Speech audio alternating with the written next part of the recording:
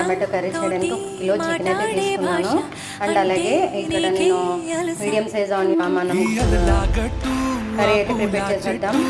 ఇదిగోండి బాండీ అయితే పెట్టుకున్నాను. ఇప్పుడు నేను ఇందులో కూరకు సరిపడగా ఆయిల్ అనేది యాడ్ చేసుకుంటున్నాను. చూసుకుంటూ వేసుకోవాలి. ఇదిగోండి ఆయిల్ అనేది యాడ్ చేసుకున్నాను.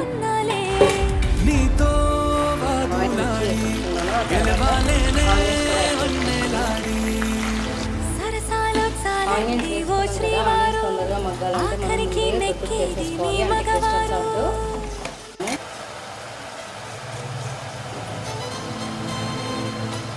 పెట్టేసుకుందాము ఫ్రెండ్స్.